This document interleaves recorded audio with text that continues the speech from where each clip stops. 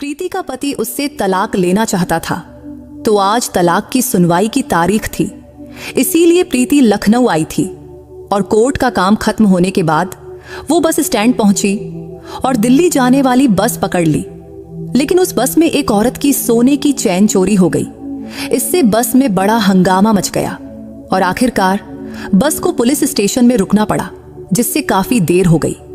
फिर जब बस लखनऊ के थाने से निकलकर जब दिल्ली की ओर रवाना हुई, तब शाम ढल चुकी थी। तब सर्दी के दिन थे और जैसे जैसे शाम से रात हो रही थी, ठंड भी बढ़ती जा रही थी। वैसे आने से प्रीति ने सोचा था कि उसका कोर्ट का काम जल्दी हो जाएगा और दिन रहते ही वो दिल्ली जल्दी पहुंच जाएगी। इसलिए उसने न स्वेटर लिया था न शाल लिया था। लेकिन अब देर होने की वजह से और ठंड बढ़ने की वजह से वो कांपने लगी थी। तब उसके बगल में एक जवान लड़का बैठा था, जिसका नाम अजय था। वो प्रीति की हालत बार बार देख रहा था। थोड़ी देर बाद उसने अपनी बैग से एक शाल निकाला और खुद ओढ़ लिया। लेकिन रात जैसे जैसे गहरी होती गई, ठंड और भी बढ़ गई और रात के करीब 10 बजे तक प्रीति के बदन में ठंड इस कदर समा गई कि वो थर थर कांपने लगी। तब उसे इस कदर कांपते देखकर अजय बोला, सुनिए, आपको बहुत ज्यादा ठंड लग रही है। अगर आपको शाल ओढ़ना है तो प्लीज मेरे शाल में आ जाइए। तब प्रीति को उसका शाल शेयर करना ठीक नहीं लगा, लेकिन तब अजय के बार बार कहने पर वो मान गई और फिर दोनों ने मिलकर शाल को आधा आधा ओढ़ लिया और अपना सफर जारी रखा। लेकिन शाल की वजह से दोनों एक दूसरे के बहुत करीब आ गए थे। तभी अजय ने धीरे से अपना एक हाथ प्रीति के कंधे पर रखा। तब सफर के दौरान प्रीति को नींद आने लगी थी, तो अनजाने में उसने अपना सिर अजय के कंधे पर टिका दिया। तब दोनों शाल में लिपटे हुए इतने करीब थे कि लग रहा था जैसे वो दो नहीं बल्कि एक ही हों। हालांकि अजय का स्वभाव बहुत अच्छा लग रहा था, उसका व्यवहार भी सभ्य था। लेकिन तभी उसने धीरे से अपना हाथ प्रीति के कंधे से हटाकर उसके कमर तक ले जाकर उसे हल्के से अपनी ओर खींच लिया। लेकिन इसके बाद जो हुआ उससे प्रीति चौंक गई और सन्न रह गई। नमस्ते दोस्तों, आप सभी का स्वागत है मेरे चैनल पर। एक बार फिर मैं आपके लिए एक रोमांचक कहानी लेकर आई हूं। अगर आपको यह कहानी पसंद आए तो कृपया वीडियो को एक लाइक जरूर करें। तो चलिए शुरू करते हैं। आज प्रीति की कोर्ट में तलाक की तारीख थी, तो दोपहर 2 बजे तक कोर्ट के सारे काम निपट गए। फिर 3 बजे तक वो लखनऊ बस स्टैंड पर थी। उस दिन बस स्टैंड पर बहुत भीड़ थी। दरअसल आरक्षण की मांग के लिए लखनऊ में मोर्चा निकला गया था और वहां के आसपास के गांवों से लोग इस मोर्चे में शामिल होने आए थे। इसीलिए बस स्टैंड और पूरे शहर में खूब अफरा तफरी मची थी। लेकिन कुछ देर बाद सौभाग्य से दिल्ली जाने वाली बस भी आ गई, तो प्रीति ने किसी तरह धक्का मुक्की करके बस में चढ़ी और जगह बनाई। लेकिन बैठने की जगह मिलना तो दूर की बात थी। बस में ऐसी भीड़ थी कि जितने लोग सीटों पर बैठे थे उससे ज्यादा तो खड़े थे। वो बस औरतों और मर्दों से ठसाठस भरी थी, मानो किसी पिंजरे में ढेर सारे मुर्गियों के बच्चे ठूंस दिए गए हों। फिर भी लोग बस में चढ़े जा रहे थे। ये सब देखकर कंडक्टर ने आखिरकार बस का दरवाजा बंद कर दिया। तब प्रीति की हालत भी कुछ अलग नहीं थी, क्योंकि उसे भी बैठने की जगह नहीं मिली थी। तो वो बस के एक खंभे को पकड़कर खड़ी रही। करीब 15 मिनट बाद ड्राइवर गाड़ी को स्टार्ट किया और बस दिल्ली की ओर चल पड़ी। तब बस इतनी भरी थी कि लोग एक दूसरे से सटकर रगड़ते हुए खड़े थे।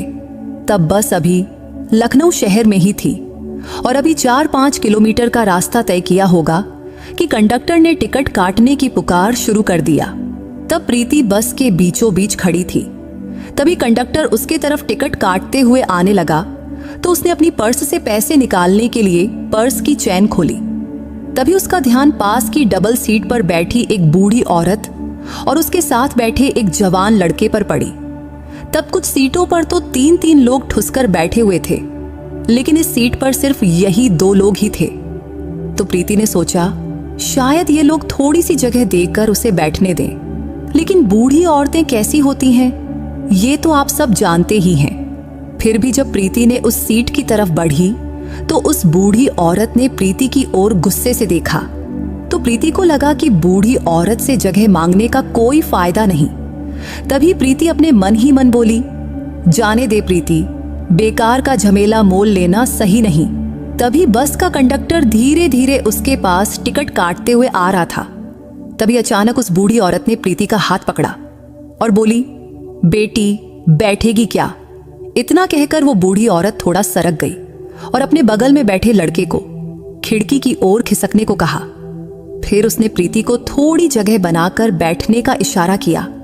तब प्रीति उस बूढ़ी औरत को देखकर हैरान रह गई। तब उसे समझ नहीं आया कि उस बूढ़ी औरत के मन में ये दया का भाव कहां से जागा, क्योंकि तब उसे तो यकीन ही नहीं था कि वो बूढ़ी औरत उसे जगह देगी। लेकिन वो बूढ़ी औरत ने जो किया वो प्रीति के अब तक के तजुर्बे और सोच से परे था। अब उस बूढ़ी औरत ने जगह दे दी तो प्रीति का मन खुशी से झूम उठा। जैसे कहावत है ना कि कोई अपना मिल गया, वैसा ही कुछ हो गया था। तो प्रीति ने आभारी होकर उस बूढ़ी औरत की ओर देखा और बगल में जाकर बैठ गई। फिर प्रीति ने प्यार से कहा, थैंक यू दादी। इस पर वो बूढ़ी औरत बोली, अरे बेटी, इसमें थैंक यू की क्या बात है? वैसे बेटी तेरा नाम क्या है? तो प्रीति ने कहा, दादी मेरा नाम प्रीति है।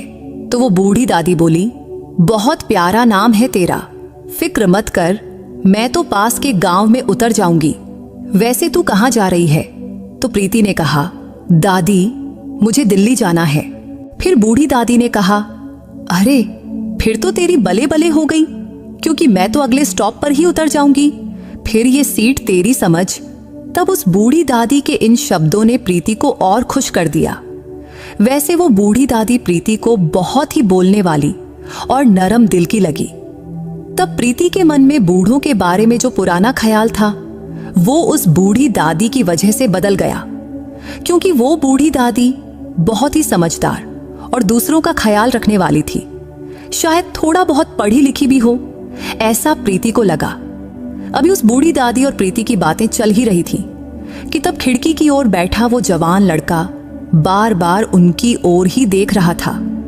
तब शायद उसे भी उनकी गप्पों में मजा आ रहा था। लेकिन तब वो बूढ़ी दादी इतना बोल रही थी कि उसने बीच में कुछ कहने की हिम्मत ही नहीं हुई। हालांकि तब ऐसा लग रहा था कि वो बोलना तो चाहता है पर चुप रहा। तभी थोड़ी देर बाद कंडक्टर प्रीति के पास टिकट काटने आ गया। तो प्रीति ने अपना टिकट कटाया। फिर बूढ़ी दादी ने अपना टिकट कटवाया। तब उसने पास के ही एक गांव का नाम बताया जो प्रीति के दिमाग में तो नहीं रहा। वैसे उसे याद रखने की जरूरत भी नहीं थी। तभी कंडक्टर ने खिड़की के पास बैठे उस लड़के से पूछा, टिकट कहाँ का चाहिए? तो उस लड़के ने कहा, मुझे दिल्ली की टिकट चाहिए। ये सुनते ही प्रीति को पता चला कि वो भी दिल्ली जा रहा है। तब टिकट लेते वक्त उस लड़के ने फिर से प्रीति की ओर देखा।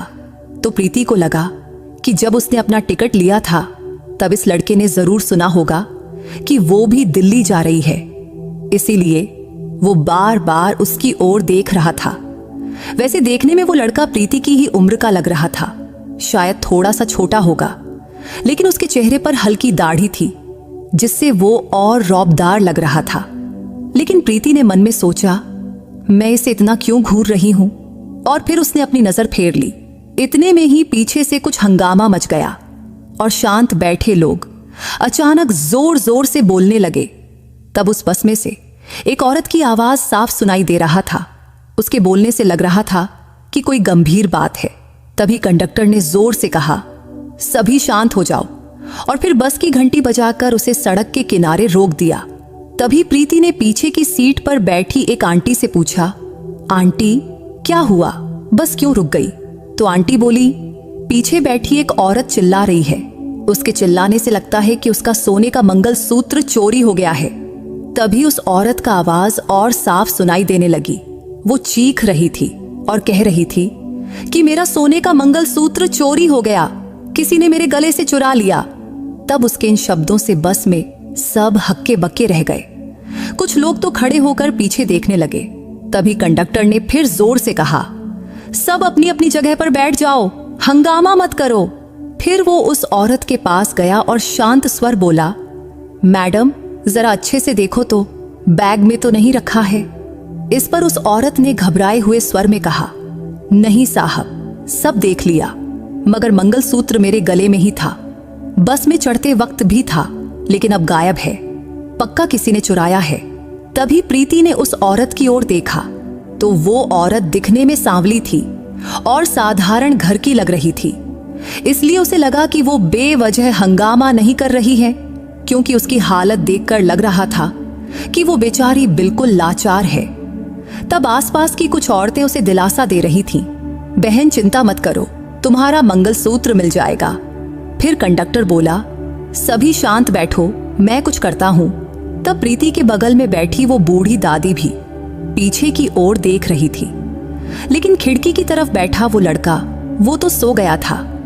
तभी हंगामे की वजह से उसकी भी नींद खुल गई, तो उसने थोड़ा घबराया हुआ चेहरा बनाकर उस बूढ़ी दादी से पूछा, दादी क्या हुआ? तो उस बूढ़ी दादी ने उसके कंधे पर थपकी देकर कहा, अरे बेटा छोड़ ना ये सब, कुछ औरतों को बदन भर सोना लादना होता है, चमक दमक दिखानी होती है और फिर चोरों से सिर पकड़ना पड़ता है। यही हुआ है एक औरत के साथ। तब बूढ़ी दादी की ये बात प्रीति को खटकी, लेकिन उसने कुछ नहीं कहा। तभी उस लड़के ने प्रीति की ओर देखकर पूछा, मैडम सचमुच बताओ ना, क्या हुआ है? तो प्रीति बोली, पीछे बैठी एक आंटी का सोने का मंगलसूत्र गायब हो गया है, शायद चोरी हो गया है, इसीलिए वो इतना चिल्ला रही है। इस पर वो लड़का गंभीर नजरों से इधर उधर देखने लगा। बीच बीच में उसने प्रीति की ओर भी देखा, फिर बिना कुछ बोले सोच में डूब गया। इतने में कंडक्टर और ड्राइवर बस से उतर गए। उन्होंने सबको चेतावनी दिया कि सब लोग बस में ही बैठे रहो, कोई बाहर नहीं जाएगा। तब उन्होंने उस औरत को भी नीचे बुलाया। तब प्रीति खिड़की से ये सब देख रही थी। तब वो औरत बहुत घबराई हुई थी, क्योंकि वो अकेली थी, कोई उसके साथ नहीं था। तब उसकी हालत देखकर प्रीति को लगा कि वो बेचारी गरीब घर की होगी। वैसे भी उस औरत के बोलने से साफ था कि ये धक्का वो बर्दाश्त नहीं कर पा रही थी। तभी कंडक्टर ने पूछा, तुम्हारा मंगलसूत्र कितने ग्राम का था? तो वो औरत बोली, वो डोरी वाला था, उसमें कुछ सोने के मणके थे, कुल मिलाकर 10 तोले का था। ये सुनकर प्रीति ने मन ही मन हिसाब लगाया। अगर सोना 8,000 रुपये प्रति ग्राम भी माना जाए तो उस आंटी का नुकसान करीब 1 लाख से ज्यादा का हुआ। उधर वो बूढ़ी औरत बड़बड़ाती रही, क्या जरूरत है इतना सोना लाद कर बस में घूमने की, बारात निकली थी क्या? तब वो बूढ़ी औरत इतना जोर से बोली कि बस में सबको सुनाई दे गया। कई लोग उसकी बात पर ठहाके मारकर हंस भी पड़े। वहीं प्रीति को बूढ़ी दादी थोड़ी बड़बोली लग रही थी, लेकिन उसने उसे जगह दी थी, इसीलिए वो उसकी आभारी थी, इसीलिए वो उनको कुछ नहीं बोली। तब पास बैठा वो लड़का भी बूढ़ी दादी की बात सुनकर हंस पड़ा। तब हंसते वक्त वो बड़ा हैंडसम लग रहा था, लेकिन तभी प्रीति फिर से सोचने लगी, मैं इसे इतना क्यों देख रही हूं? तभी बस में एक और औरत जोर से चिल्लाई, मेरा मंगलसूत्र भी चोरी हो गया है, मेरी जिंदगी उजड़ गई, हाय राम। अब तो सब लोग हक्के बक्के रह गए। तभी कंडक्टर बस में चढ़ा और उस औरत से पूछा, तुम्हारा मंगलसूत्र कितने ग्राम का था? तो वो बोली, 8 तोले का था। इस पर कंडक्टर हैरानी से बोला, 8 तोले का? तभी बूढ़ी दादी ने धीरे से कहा, अब क्या, अब तो हाथ से निकल गया। तब ये बात सिर्फ प्रीति और वो लड़का ही सुना और दोनों गाल में गाल दबाकर हंस पड़े। तभी प्रीति ने भी अपने गले का मंगलसूत्र टटोला तो उसका मंगलसूत्र सही सलामत था। तो उसने मन ही मन भगवान का शुक्रिया अदा किया और सीधा बैठ गई। तभी कंडक्टर जोर से बोला, सब अपनी अपनी जगह पर शांत बैठो, ये बस अब सीधा पुलिस स्टेशन जाएगी, अब वहीं पंचनामा होगा। फिर वो पहली औरत जिसका मंगलसूत्र चोरी हुआ था वो भी बस में वापस आकर बैठ गई। फिर ड्राइवर अपनी सीट पर गया और बस चालू कर दिया। बस अब लखनऊ के पुलिस स्टेशन की ओर चल पड़ी। तभी प्रीति ने घड़ी देखी, तब 6:30 बज रहे थे। फिर कुछ ही देर में बस पुलिस स्टेशन के पास एक जगह रुक गई। फिर थोड़ी देर बाद एक कांस्टेबल बस में चढ़ा और बोला, सब लोग आराम से नीचे उतरो, अब यहाँ सबकी तलाशी और पूछताछ होगी। ये सुनकर प्रीति ने सिर पकड़ लिया, ये क्या नया ड्रामा है, अब यहाँ कितना वक्त लगेगा और बस कब आगे बढ़ेगी। तब इन सवालों ने उसका टेंशन और बढ़ा दिया। फिर सब यात्री एक एक करके नीचे उतरे। सभी को लाइन में खड़ा किया गया, मर्द एक तरफ औरतें दूसरी तरफ। थोड़ी देर बाद कुछ पुलिस वाली औरत भी आईं और तलाशी शुरू हुई। उन्होंने हर किसी की जेबें, बैग, सब कुछ टटोला और तब उन दोनों औरतों को अलग किनारे खड़ा किया गया था जिनका मंगलसूत्र चोरी हुआ था। तब शाम 6 बजे से रात के 9 बजे तक ये तमाशा चलता रहा। अब सबकी तलाशी और पूछताछ हो गई, लेकिन उन दोनों औरतों का मंगलसूत्र नहीं मिला। फिर धीरे धीरे लोग खुसुर पुसुर करने लगे। कुछ ने खुलकर बोलना शुरू किया, चोरी तो किसी एक ने की होगी ना, लेकिन सजा सबको मिल रही है। किसी ने कहा, साहब हमें जल्दी छोड़ दो। तब पुलिस वालों ने हालात की गंभीरता देखी और रात के 10 बजे सबको बस में वापस जाने की इजाजत दिया। तब प्रीति ने बस में चढ़ते वक्त बूढ़ी दादी को सहारा दिया। तब उसका एहसान का भाव था, क्योंकि बूढ़ी दादी ने उसे जगह दी थी तो उसकी मदद करना प्रीति का फर्ज था।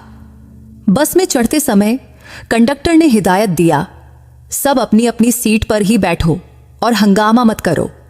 फिर प्रीति और बूढ़ी दादी अपनी सीट पर आए। तब खिड़की की तरफ वो लड़का पहले ही जाकर बैठ चुका था। तो प्रीति ने कहा, दादी आप बच में बैठिए। तभी बूढ़ी दादी ने मजाकिया अंदाज में कहा, नहीं बेटी तू ही बैठ, नहीं तो तुम दोनों मुझे बीच में ही दबा दोगे। पिछली बार भी मैं जैसे तैसे बैठी थी। लगता है तुम जवान लोग मेरा चूरमा बनाने का इरादा रखते हो क्या? तब बूढ़ी दादी की बात सुनकर प्रीति को हंसी आ गई। तब वो लड़का भी अपने मन ही मन मुस्कुराया। लेकिन अब प्रीति उस लड़के के बगल में बैठी थी और उसकी बाईं तरफ वो बूढ़ी दादी। तभी कंडक्टर ने चेक किया कि सब यात्री बस में चढ़ गए हैं या नहीं।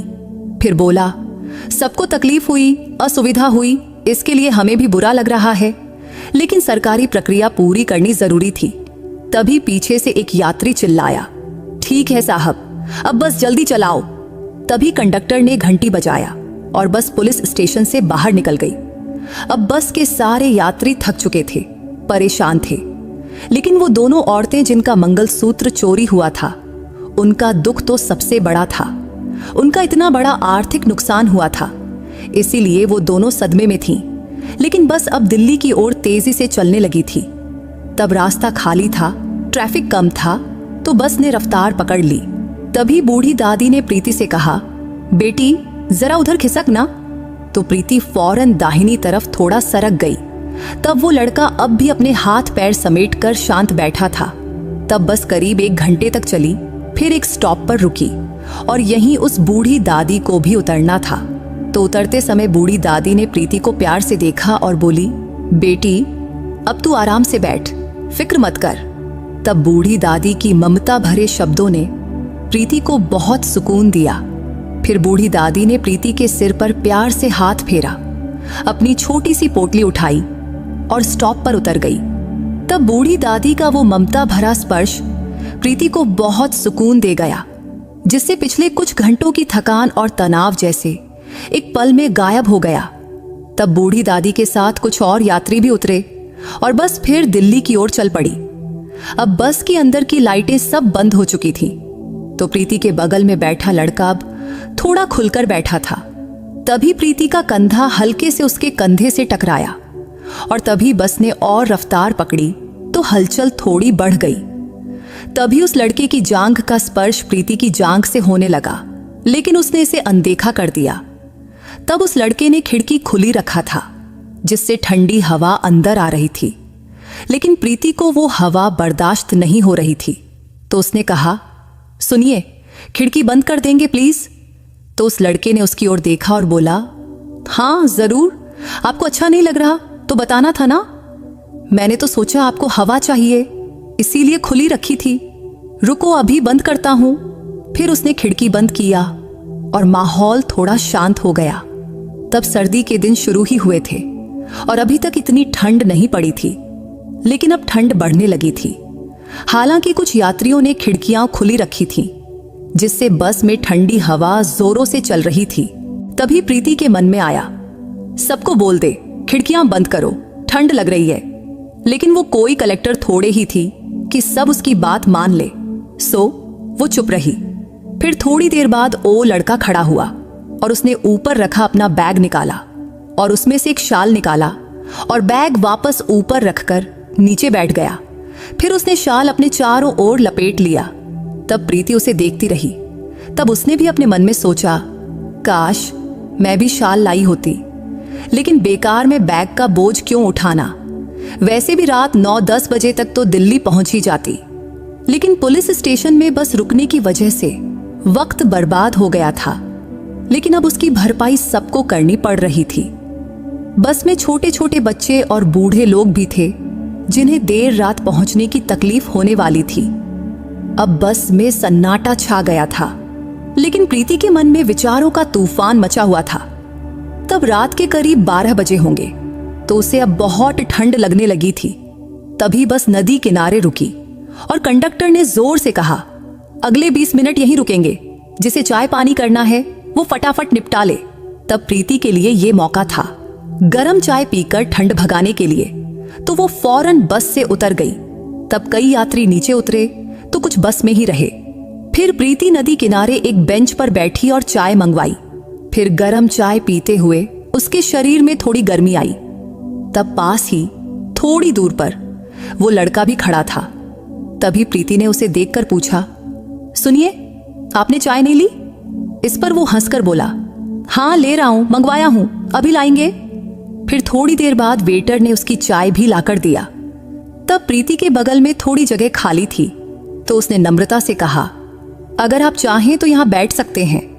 इस पर उस लड़के ने हल्के से मुस्कुराकर प्रीति को थैंक यू कहा और उसके बगल में बैठ गया। फिर दोनों ने मिलकर चाय खत्म किया। चाय पीते वक्त उस लड़के ने पूछा, आप भी दिल्ली जा रही हैं ना? तो प्रीति बोली, हाँ दिल्ली ही जा रही हूं। तभी बस मिनट का ब्रेक खत्म हुआ तो सारे यात्री बस में वापस चढ़ने लगे। तो प्रीति भी बस में चढ़ गई और खिड़की की साइड जाकर बैठ गई। तभी उस लड़के ने भी उसके पीछे पीछे बस में चढ़ा। बस में चढ़ने के बाद उसने प्रीति से पूछा, सुनिए, जरा खिसकेंगी? इस पर प्रीति खिसकते हुए बोली, अच्छा आप खिड़की की तरफ बैठना चाहते हैं? इस पर वो बोला, नहीं नहीं, आप ही बैठिए। तो प्रीति खिड़की की तरफ थोड़ा और सरक गई और वो लड़का उसके बगल में बैठ गया। फिर उसने अपना शाल उठाया और ओढ़ लिया। शाल ओढ़ते वक्त उसने प्रीति की ओर देखा। तभी प्रीति की नजर भी उससे मिली। तब पहली बार दोनों की आंखें इस तरह टकराई थी। थोड़ी देर बाद वो लड़का ने शाल को आधा ओढ़ा और प्रीति से बोला, अगर आपको भी शाल ओढ़ना है तो शाल के अंदर आ जाइए। इस पर प्रीति हंसकर बोली, अरे नहीं नहीं, मुझे इतनी ठंड नहीं लग रही, चाय पी ली है, अब ठीक हूं, लेकिन पूछने के लिए शुक्रिया। इस पर उसने हंसा और अपनी शाल को अच्छे से ओढ़ लिया। तभी बस फिर से चल पड़ी। अब भी दोनों एक दूसरे के बिल्कुल करीब बैठे थे।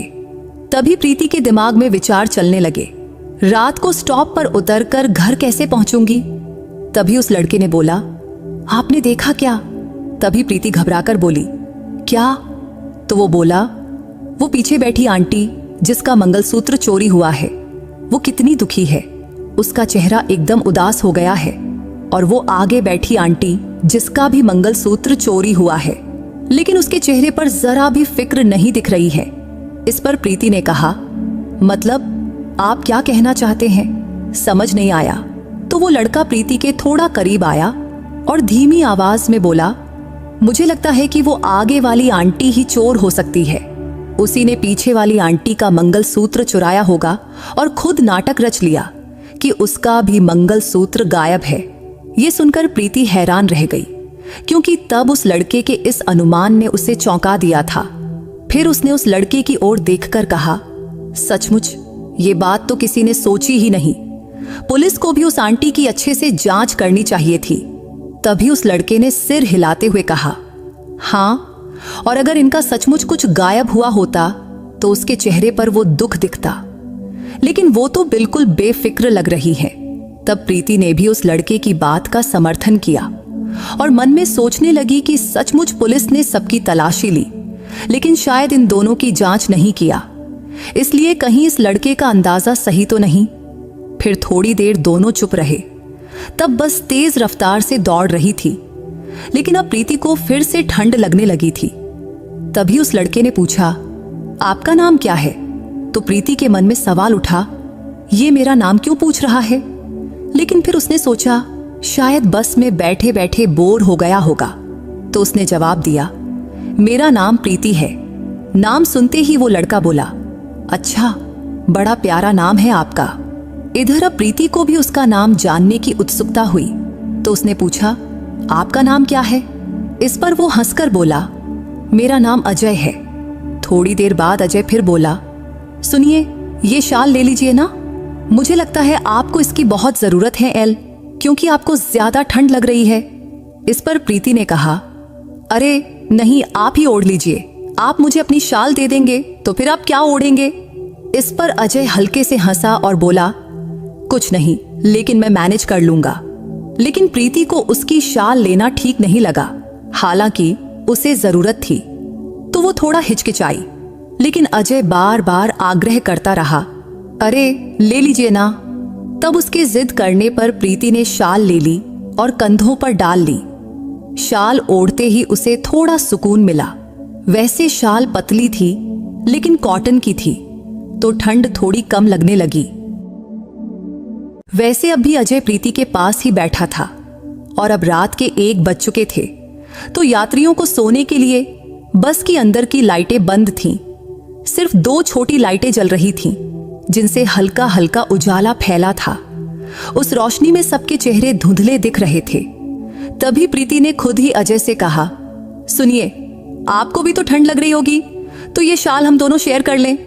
आगे वो बोली, चलो आधा आधा बांट लेते हैं, आधा आप ओढ़ लो और आधा मैं। ये सुनकर अजय थोड़ा हैरान हुआ, लेकिन कुछ बोला नहीं। तभी प्रीति ने शाल का आधा हिस्सा उसकी तरफ किया, तो अजय ने शाल का एक कोना अपने कंधे पर लिया और दूसरा कोना प्रीति ने पकड़ा। लेकिन शाल इतनी बड़ी नहीं थी कि दोनों दूर दूर बैठकर खुद कर ढक सकें, इसीलिए उन्हें और करीब बैठना पड़ा। तो अब दोनों बिल्कुल सटकर बैठे थे, जिससे प्रीति की जांघ अजय की जांघ से पूरी तरह टच हो रही थी। तब आसपास के यात्री भी अपनी अपनी शालों या स्वेटर में लिपटे हुए थे और अब प्रीति भी अजय के बिल्कुल करीब बैठी थी। हालांकि ये हालात उसे थोड़े अटपटे लग रहे थे, क्योंकि अजय एक अजनबी था जिससे वो पहली बार मिली थी और अब उसे उसके साथ इतने करीब बैठना पड़ रहा था। लेकिन अजय की बातों, हाव भाव और व्यवहार से वो भरोसेमंद लग रहा था। तब बस चलती रही। अजय का कंधा अब प्रीति के कंधे से टच हो रहा था और उसका कोहनी उसके पेट के पास छू रहा था। फिर भी अजय का व्यवहार बहुत सभ्य था। वो बड़े सावधानी से बैठा रहा, जैसे मानो कोई गलती न हो जाए। तब शाल की वजह से दोनों की देह की गर्मी एक दूसरे तक पहुंच रही थी, जिससे ठंड थोड़ी कम हो रही थी। तब दोनों काफी देर से बिना हिले डुले एक ही जगह बैठे रहे, जिससे उनके हाथ पैर अकड़ गए थे। तब अजय प्रीति की बाईं तरफ था और प्रीति उसकी दाईं तरफ। वैसे इंसान की आदत होती है इधर उधर हाथ पैर हिलाने की, थोड़ा हटने खटने की। आखिर इंसान भी तो पहले बंदर ही था ना। इसलिए प्रीति ने अपना बायां हाथ हिलाया और अकड़े हुए हाथ को थोड़ा ढीला करने की कोशिश की। फिर वो हंसकर अजय से बोली, हाय, ये हाथ तो भारी हो गया है। तभी अजय ने भी अपना दायां हाथ हिलाया, थोड़ा पीछे खींचा और धीरे से बोला, अब अच्छा लग रहा है ना?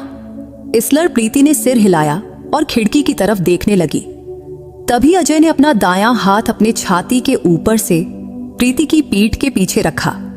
क्योंकि सीट थोड़ी ऊंची थी तो उसका हाथ मुश्किल से वहां तक पहुंच रहा था।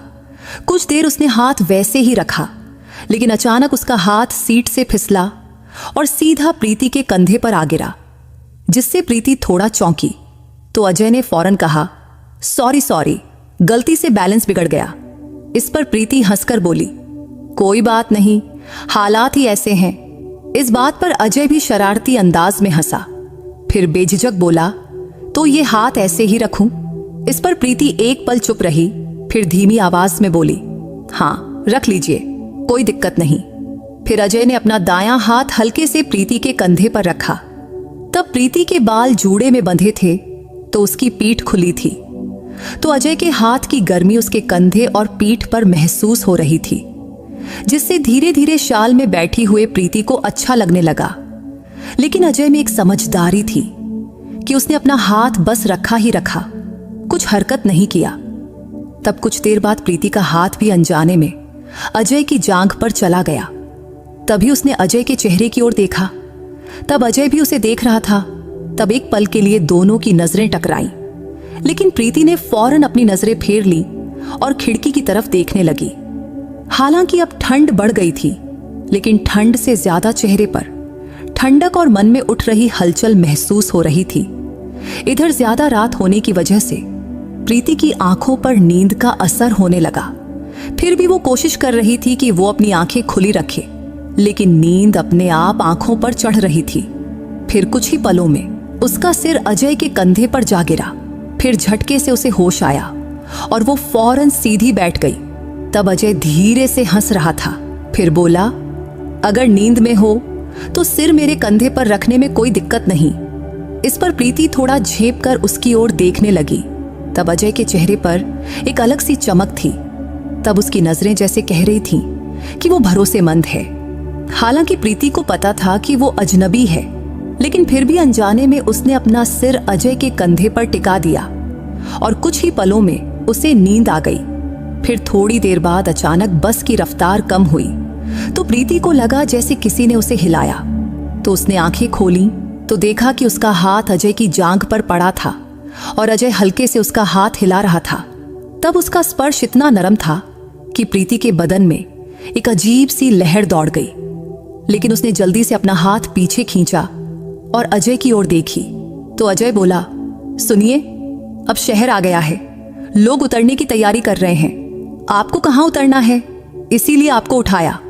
इस पर प्रीति ने अजय की ओर देखकर हंसकर बोली, अच्छा हुआ आपने उठा दिया, शुक्रिया। अजय जी, बस में अब लाइटें भी जल चुकी थीं, तो उजाले में सब कुछ साफ दिख रहा था कि दोनों एक दूसरे के करीब बैठे थे और आसपास के लोग उत्सुकता से उन्हें ही देख रहे थे। शायद उन्हें लग रहा था कि ये दोनों पति पत्नी हैं, लेकिन अब बस रुकने की तैयारी में थी। तभी एक स्टॉप पर बस रुकी और कुछ लोग उतर गए। तब प्रीति ने अपनी साड़ी ठीक किया, क्योंकि अब बस अलग अलग स्टॉप्स पर रुक रही थी और हर बार कुछ यात्री उतर रहे थे। और प्रीति का कश्मीरी गेट बस स्टॉप भी करीब आ रहा था, तो वो भी उतरने की तैयारी करने लगी। अब वो अपनी बैग निकालने के लिए ऊपर उठने की कोशिश कर रही थी, लेकिन दोनों शाल में लिपटे थे तो उठना आसान नहीं था। तो अजय को ये बात समझ आ गई, तो उसने धीरे से अपने कंधे से हाथ हटाया और शाल पूरी तरह प्रीति को दे दिया और बोला, अब उतरना है ना, तो बैग निकाल दूं? इस पर प्रीति ने हल्के से हंसकर कहा, हाँ प्लीज, मेरा बैग निकाल दीजिए। फिर अजय ने बड़े सावधानी से उसका बैग निकाला। फिर उसने धीमे स्वर में कहा, प्रीति जी, ये रहा आपका बैग। फिर उसने बैग प्रीति के पैरों के पास रख दिया। तब अजय का शांत और नम्र स्वभाव और उसकी आवाज की मिठास प्रीति के मन को गुदगुदा रही थी। तब उसके मुंह से अपना नाम सुनकर उसे एक पल को अजीब लगा, लेकिन साथ ही बहुत अच्छा भी। तभी प्रीति ने शाल को अच्छे से मोड़ा और अजय को लौटाते हुए बोली, थैंक यू। तब वो गाल में गाल दबाकर हंस रही थी, तो अजय भी हल्के से मुस्कुराकर बोला, कोई बात नहीं, चलता है। तभी बस कश्मीरी गेट पर पहुंच गई। तब रात के यानी सुबह के 3 बज गए थे। तो प्रीति बोली, सुनिए, मेरा स्टॉप आ गया, तो मुझे अब उतरना है। तो अजय बोला, अच्छा तो चलिए, मैं आपको छोड़ देता हूं।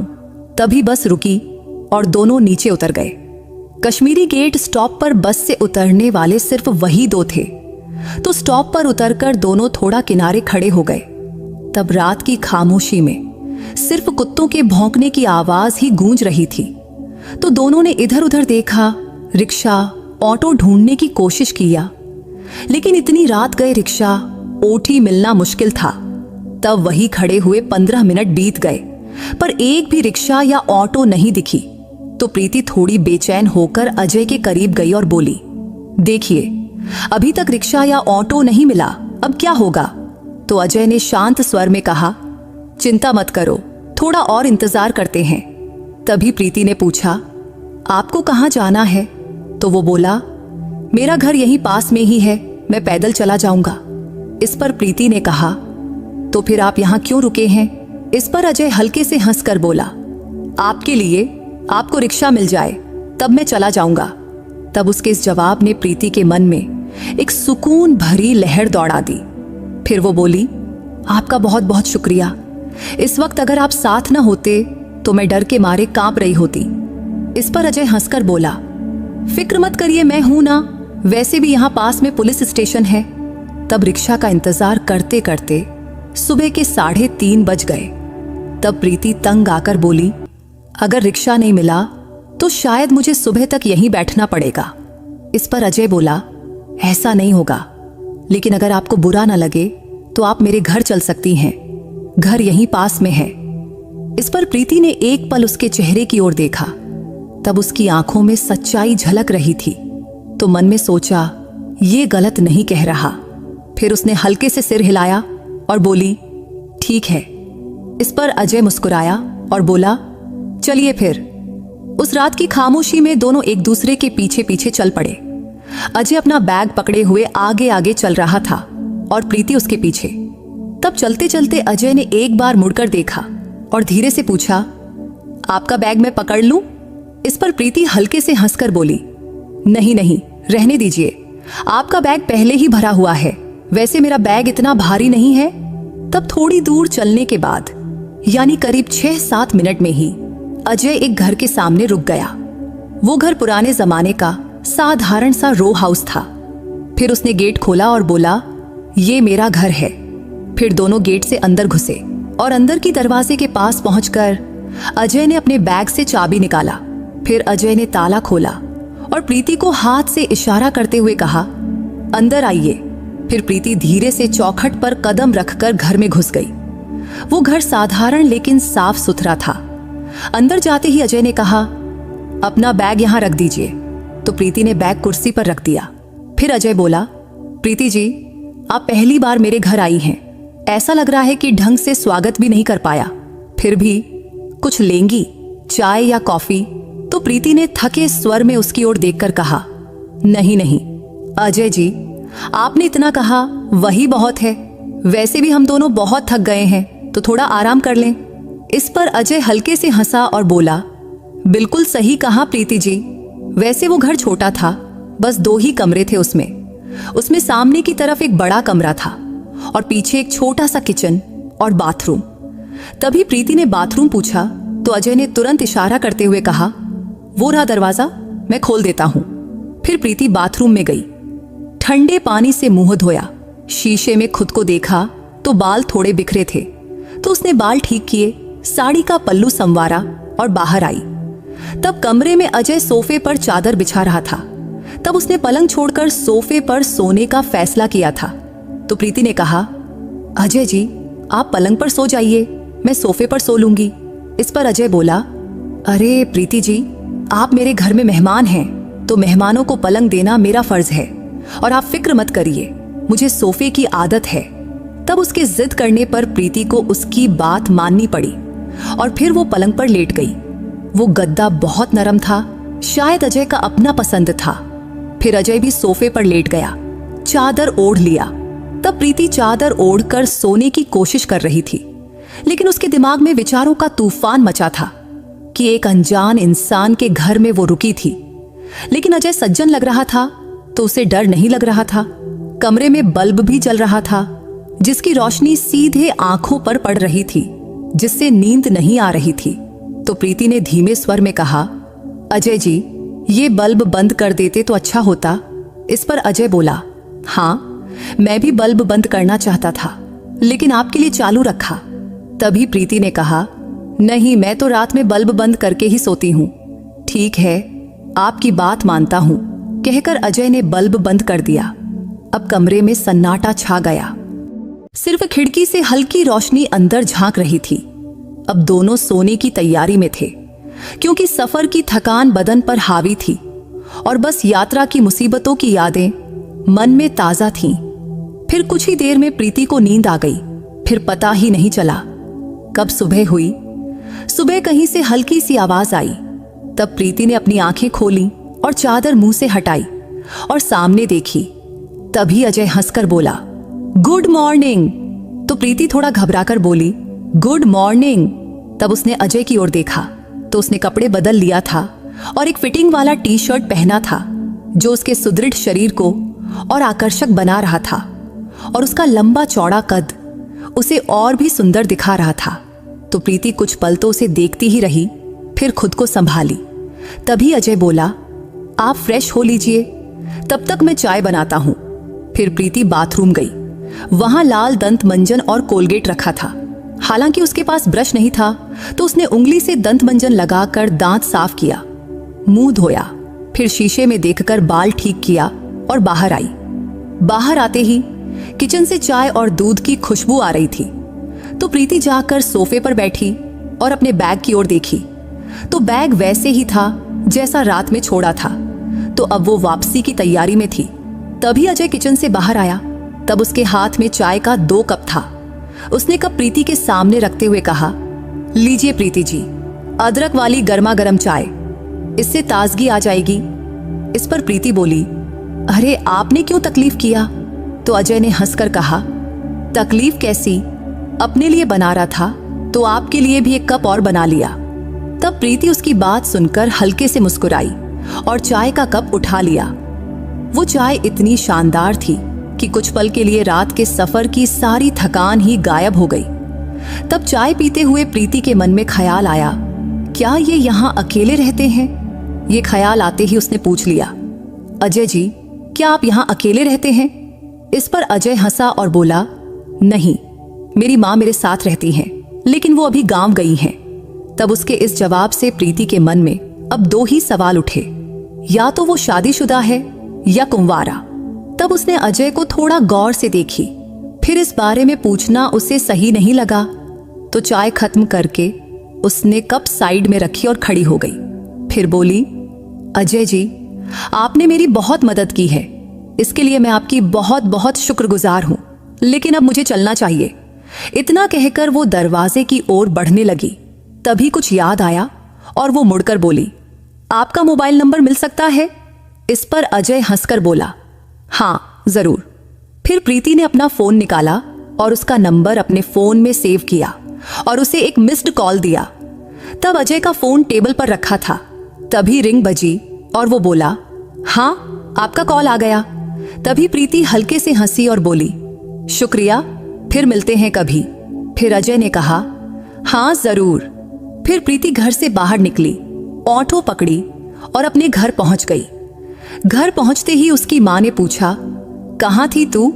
कितने फोन किए, तूने उठाया नहीं और वहां से भी कुछ बताया नहीं। इस पर प्रीति हंसकर बोली, मां, सफर में थोड़ा गड़बड़ हो गया था, लेकिन मैं बिल्कुल ठीक हूं, फिक्र मत करो। फिर वो घर में गई, फ्रेश हुई और अपने कामों में लग गई। अब अजय से मिले 5 दिन बीत चुके थे, लेकिन उसका अच्छापन और सभ्यता बार बार प्रीति के मन में घूम रहा था। तब कहीं ना कहीं उसे एक उम्मीद थी कि अजय उसे एक बार फोन तो जरूर करेगा, लेकिन उसने ऐसा कुछ नहीं किया। जबकि उसका शांत और सौम्य स्वभाव प्रीति को और ज्यादा आकर्षित कर रहा था। तो छठे दिन सुबह प्रीति से रहा नहीं गया, तो उसने खुद ही अजय को फोन किया।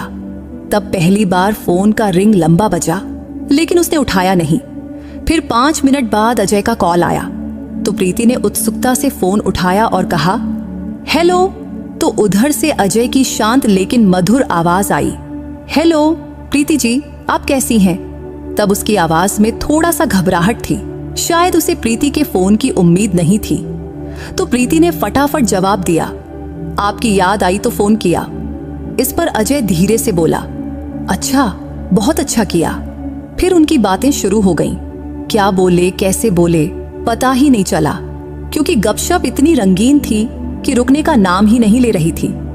तभी प्रीति के फोन पर दूसरी तरफ से वकील का कॉल आने लगा। तो उसने अजय से कहा, सुनिए, मेरा एक जरूरी कॉल आ रहा है। इस पर अजय बोला, कोई बात नहीं। तभी प्रीति ने जल्दी से पूछा, अभी कॉल काटिए मत, वैसे आप आज क्या कर रहे हैं? तो अजय ने कहा, कुछ खास नहीं, थोड़ा बाहर जाना है। तो प्रीति ने हिम्मत करके पूछा, क्या हम आज मिल सकते हैं या फिर कल? तब उधर कुछ पल खामोशी छाई रही। तो प्रीति को लगा कहीं कॉल कट तो नहीं गया, लेकिन स्क्रीन पर कॉल चालू दिख रहा था। तभी अजय ने शांत स्वर में जवाब दिया, हाँ ठीक है, कहाँ मिलना है? तो प्रीति बोली, लोधी गार्डन में, कल सुबह 10 बजे, चलेगा? इस पर अजय ने कहा, हाँ ठीक है, फिर कॉल कट हो गया। अगले दिन सुबह प्रीति बहुत उत्साह से उठी। तब उसके मन में एक अजीब सा जोश था। तब अपनी माँ को बताकर वो तैयार हुई और 8 बजे घर से निकल पड़ी और ठीक 9:40 पर वो लोधी गार्डन पहुंच गई। तब गार्डन में कुछ ही लोग आए हुए थे, तो एक बेंच पर बैठकर वो अजय का इंतजार करने लगी। लेकिन तब प्रीति के मन में उथल पुथल मची थी। क्या अजय आएगा? कहीं उसने मुझे बेवकूफ तो नहीं बनाया? लेकिन नहीं, वो ऐसा कुछ करेगा ऐसा नहीं लगता। तभी उसका फोन बजा तो स्क्रीन पर अजय का नाम दिखा। तो उसने जल्दी से फोन उठाया तो अजय ने पूछा, हेलो, आप कहाँ हैं? तो प्रीति ने कहा, मैं यहाँ हूँ, गार्डन के बाईं तरफ गुलाब के पौधों के सामने, बस आ रहा हूँ। इतना कहकर अजय ने फोन काट दिया। इधर अब प्रीति की धड़कनें तेज हो गईं। उसने खुद को देखा, दुपट्टा ठीक किया। उसने रंग बिरंगा स्लीवलेस टॉप और मैचिंग दुपट्टा पहना हुआ था। तब कुछ ही पलों में वो अजय को दूर से अपनी ओर आते देखकर खड़ी हो गई। तब उसे देखते ही उसका दिल और जोर जोर से धड़कने लगा। तभी अजय पास आया और हंसकर बोला, सॉरी, थोड़ा लेट हो गया। इस पर प्रीति ने हंसकर कहा, कोई बात नहीं, बस 10 मिनट की देरी हुई है। तभी वो थोड़ा घबराई हुई बेंच पर बैठ गई। तब चारों तरफ हवा में लहराते पेड़ों की छांव, पक्षियों की चहचहाहट और उनके बीच की खामोश बातों ने एक रोमांटिक माहौल बना दिया था। इसके साथ ही अजय का सादा और सच्चा व्यक्तित्व धीरे धीरे प्रीति का दिल जीत रहा था। लेकिन उसे समझ नहीं आ रहा था कि बात शुरू कैसे करे। तभी उसने अजय की ओर देखकर धीरे से पूछा, आपका गांव कहाँ है? तो अजय बोला, मेरा गांव दिल्ली के पास ही है, माँ वहीं रहती हैं, वो अभी अगले 20 दिन तक गांव में ही रहेंगी। इस पर प्रीति ने पूछा, अच्छा, तो खाना पीना कैसे मैनेज करते हैं? इस पर अजय हंसकर बोला, एक टाइम बाहर से मैनेज कर लेता हूं और एक टाइम घर पर जो बन जाए वही खा लेता हूं। तब उसके सादे और मजेदार जवाब पर प्रीति भी हंस पड़ी। तब वो प्रीति के कपड़ों को ही देख रहा था, जैसे कुछ पूछना चाहता हो, लेकिन हिम्मत नहीं कर पा रहा था। इसलिए कुछ पल खामोशी में बीते। फिर आखिरकार अजय ने पूछ ही लिया, और आपके मिस्टर वो कहाँ रहते हैं? तब ये सवाल सुनकर प्रीति थोड़ा चुप हो गई। तभी अजय ने फौरन सॉरी कहते हुए घबराकर पूछा, कुछ गलत तो नहीं पूछ लिया? इस पर प्रीति ने शांत स्वर में कहा, नहीं नहीं, ऐसी कोई बात नहीं। सच कहूं तो मेरे पति के साथ मेरी कुछ दिक्कतें थीं, इसलिए हमारा लखनऊ कोर्ट में केस चल रहा है और हमारे तलाक की प्रक्रिया शुरू है। तब उसके जवाब से अजय थोड़ा गंभीर हो गया। फिर उसने नम्रता से कहा, सॉरी, मुझे नहीं पता था। तभी प्रीति ने अजय की ओर देखकर कहा, अजय जी, आप सॉरी क्यों कह रहे हैं? जिंदगी है, इसमें अच्छा बुरा तो चलता ही रहता है। वैसे भी भगवान किसी को परफेक्ट जिंदगी नहीं देता। इस पर अजय हंसकर बोला, सच कहा प्रीति जी, आप बिल्कुल ठीक कह रही हैं। तब उसकी आंखों में प्रीति के लिए इज्जत साफ झलक रही थी। तब बातों बातों में वक्त कब बीत गया पता ही नहीं चला। जब प्रीति को प्यास लगी तो उसने पर्स से छोटी सी पानी की बोतल निकाली और एक घूंट पीकर उसने अजय को दी। फिर अजय ने उसी बोतल से पानी पिया और धीरे से थैंक यू कहा। तब उसके सादी व्यवहार से प्रीति को बहुत अपनापन महसूस हुआ। तभी अजय ने पूछा, कुछ नाश्ता कीजिएगा? तो प्रीति बोली, नहीं, मैंने कर लिया है, लेकिन अगर आपको करना है तो चल सकते हैं। फिर अजय उसे पास के रेस्टोरेंट में ले गया। फिर दोनों ने मजे से छोले भटूरे खाया। खाने के बाद प्रीति ने बिल देने के लिए पर्स से पैसे निकाली। तभी अजय बोला, रहने दीजिए, मैं दे दूंगा। तब उसके इस रिस्पेक्ट भरा स्वभाव से प्रीति को बहुत अच्छा फील हुआ। तब नाश्ते के बाद वक्त कैसे बीत गया पता ही नहीं चला। अब दोपहर का 2 बज गया था। तो आखिरकार अजय ने हंसकर कहा, चलो प्रीति जी, अब चलते हैं, फिर कभी मिलते हैं। इस पर प्रीति ने भी हंसकर कहा, हाँ जरूर, लेकिन आपको एक बार मेरे घर जरूर आना चाहिए, फिर हमें ये दोस्ती निभानी चाहिए। इस पर अजय बोला, हाँ जरूर आऊंगा, आपका न्योता मंजूर है। फिर प्रीति ने शरारती लहजे में पूछा, वैसे कब आ रहे हैं? इस पर अजय ने जवाब दिया, 4-5 दिन बाद शाम को आ जाऊंगा। तभी प्रीति ने कहा, शाम को सिर्फ आना ही नहीं है, आपको मेरे घर पर खाना भी खाना पड़ेगा। तो अजय ने शरारती भरे लहजे में जवाब दिया, ठीक है, और फिर दोनों हंस पड़े। इसके बाद घर लौटने के बाद प्रीति बार बार अजय के ख्यालों में ही खोई रहती, क्योंकि उसका सादापन और संयम उसके मन को बहुत भा रहा था। और ये बात उसे सबसे खास लगी कि अजय ने उसके अतीत के बारे में ज्यादा सवाल नहीं किया। इसलिए तो उसके व्यवहार में एक अनोखा जादू जैसा उसे लग रहा था, जो प्रीति के दिल को बार बार छू रहा था। सोमवार का दिन था। उसकी मम्मी पापा एक शादी में गए थे और प्रीति घर पर अकेली थी। तब अजय के विचारों ने उसके मन को पूरी तरह जकड़ लिया था। तभी आखिरकार उसने शाम को अजय को खाने का न्योता देने के लिए फोन किया। तब अजय ने खुशी खुशी हामी भर दिया। वैसे भी उसने 4-5 आने को कहा था, तो आज आता ही, लेकिन उससे पहले ही प्रीति ने कॉल कर दिया। फिर शाम होते ही प्रीति की बेचैनियां बढ़ने लगी। वो तरह तरह के खाने बनाने लगी। जब शाम का 8 बजा तब दरवाजे की घंटी बजी तो प्रीति का दिल जोर जोर से धड़कने लगा। फिर उसने दरवाजा खोला। तब दरवाजा खोलते ही अजय के चेहरे पर शांत सी मुस्कान देखकर प्रीति के चेहरे पर भी हंसी खिल गई। फिर अजय अंदर आकर सोफे पर बैठा और प्रीति रसोई में चली गई और खाना बनाने लगी। तब उसने पनीर की सब्जी, तूप लगी रोटियां, खड़ी और साथ में तीखा सलाद बनाया। तब कम वक्त में खाना तैयार हो गया। फिर दोनों टेबल पर बैठकर गपशप करते हुए खाना खाने लगे। तब खाना खाते खाते मजेदार बातें होती रहीं। तब अजय ने प्रीति के खाने की तारीफ करते हुए कहा, प्रीति जी, इतनी मजेदार पनीर की सब्जी, सलाद और खड़ी, बहुत दिनों बाद घर का खाना खाने का मजा आया है। तब उसकी तारीफ से प्रीति का मन खुशी से भर गया। फिर खाना खत्म होने के बाद दोनों सोफे पर बैठे, टीवी चालू किया और हल्की फुल्की बातें करने लगे।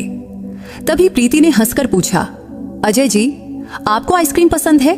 तो अजय ने शरारती अंदाज में कहा, सच कहूं तो खाने के बाद कभी आइसक्रीम नहीं खाई है, लेकिन आपकी बात कैसे टाल सकता हूं। तभी प्रीति ने फौरन फ्रिज से 2 आइसक्रीम निकाली, एक अजय को दी और दूसरी खुद ली। फिर दोनों साथ में आइसक्रीम खाने लगे। तब भी अजय का सादापन और स्वभाव प्रीति को बहुत भा रहा था। तब आइसक्रीम खत्म होने के बाद दोनों फिर से सोफे पर बैठ गए। फिर अजय ने कहा, आपका मोबाइल तो बहुत अच्छा है, कौन सा है? तो प्रीति ने हंसकर जवाब दिया, सैमसंग का है, ज्यादा महंगा नहीं लेकिन अच्छा है। तभी अजय थोड़ा और करीब सरक गया और प्रीति के हाथ पर हल्का सा छूते हुए बोला, कोई मजेदार कॉमेडी वीडियो दिखाइए ना। तो प्रीति ने मोबाइल पर कुछ मजेदार रील्स चलाई। फिर दोनों देखकर खूब हंसे। तब उस हंसी और बातों में दोनों एक दूसरे के और करीब आ गए थे। तभी अजय ने प्रीति के कंधे पर हल्के से हाथ रखा तो प्रीति थोड़ा घबरा गई, लेकिन कुछ बोली नहीं, क्योंकि उसके स्पर्श में एक खास तरह का अपनापन था। लेकिन धीरे धीरे अजय ने उसे अपनी ओर खींच लिया। तब उसकी आंखों में साफ साफ भावनाएं झलक रही थीं। तो प्रीति ने भी उसे रोका नहीं। तब उनके चेहरे आसपास आए और अनायास ही दोनों के होंठ एक दूसरे को हल्के से छू गए। उस पल में प्रीति का मन और शरीर अजय के स्पर्श से सराबोर हो गया। तभी अजय ने उसे धीरे से सोफे पर लिटाया और उसकी गर्दन पर हल्का सा चुंबन दिया, जिससे प्रीति के बदन में जैसे बिजली सी दौड़ गई। तो उसने अपनी आंखें बंद कर लीं और उस लम्हे का आनंद लेने लगी। फिर अजय ने उसके बालों पर हाथ फेरा, दुपट्टा साइड में किया और दोनों प्यार की एक अनोखी दुनिया में खो गए। उस रात अजय ने उसे भरपूर प्यार दिया और प्रीति ने भी पूरे दिल से उसका साथ दिया। तब एक दूसरे की बाहों में वो रात प्रीति के लिए अविस्मरणीय बन गई। सुबह जब प्रीति की आंख खुली तो अजय उसके पास ही था। तब उसे शांत सोते देख प्रीति का मन उसकी रात की प्रेम भरी यादों से भर गया। फिर वो उठी, कपड़े ठीक की, नहाई और नाश्ता तैयार किया। तब नाश्ते के दौरान अजय ने कहा, प्रीति एक बात कहूं? तो प्रीति ने जवाब दिया, हाँ कहिए ना। तो अजय बोला, प्रीति कल की रात मेरी जिंदगी की सबसे खास रात थी। तब उसने रात के उन पलों को इतने प्यारे शब्दों में बयां किया कि प्रीति के मन में उसके लिए इज्जत और भरोसा और बढ़ गया। फिर नाश्ते के बाद अजय जाने की तैयारी करने लगा। तब जाते वक्त अजय ने प्रीति का हाथ थामते हुए कहा, प्रीति जिंदगी बहुत खूबसूरत है, लेकिन तुम्हारे साथ ने इसे और भी हसीन बना दिया। तब उसके इन शब्दों से प्रीति का मन खुशी से झूम उठा। फिर वो हंसकर उसे विदा दी और अजय अपने घर चला गया। इधर प्रीति घर का सामान समेटने में लग गई। तभी उसे सोफे पर अजय का पर्स पड़ा दिखा। तो उत्सुकता से उसने पर्स खोला तो उसमें एक पहचान पत्र था जिसमें लिखा था अजय एलोन, अविवाहित। तब ये देखकर प्रीति का आनंद और दोगुना हो गया, क्योंकि अजय अभी कुंवारा था। तो ये ख्याल उसके मन में उम्मीद की किरण जगा गई। लेकिन तभी उसके मन में एक और सवाल उठा कि वो अभी पूरी तरह आजाद नहीं थी। उसका तलाक अभी पूरा नहीं हुआ था। तो उसे लगा कि इस नए रास्ते पर चलने से पहले उसे खुद को पूरी तरह मुक्त करना होगा। तब प्रीति ने ठान लिया कि अब उसे अपने पति से तलाक ले ही लेना है। वैसे भी वो खुद उससे अलग होने को बेताब था, फिर वो क्यों जबरदस्ती रिश्ते को थामे रखे। तब इस ख्याल ने उसके मन को और मजबूत कर दिया। फिर उसने फैसला किया कि अब वो अपनी जिंदगी अपने हक से जिएगी। उसी दिन अजय का फोन आया और उसने कहा, प्रीति कल सुबह मेरे घर आ जाओ ना। तब प्रीति ने थोड़ा सोचा और बोली, हाँ ठीक है, मैं कल आऊंगी। तब अजय की बातों से उसे लगा कि वो उससे मिलने को बहुत उत्सुक है। लेकिन उसके मन में एक उलझन थी, कहीं अजय उसे सिर्फ शारीरिक सुख के लिए तो करीब नहीं ला रहा, क्योंकि उनके बीच जो रिश्ता बन रहा था उसे क्या नाम दे, ये जवाब उसके पास भी नहीं था। लेकिन अगले दिन ठीक समय पर प्रीति अजय के घर पहुंची।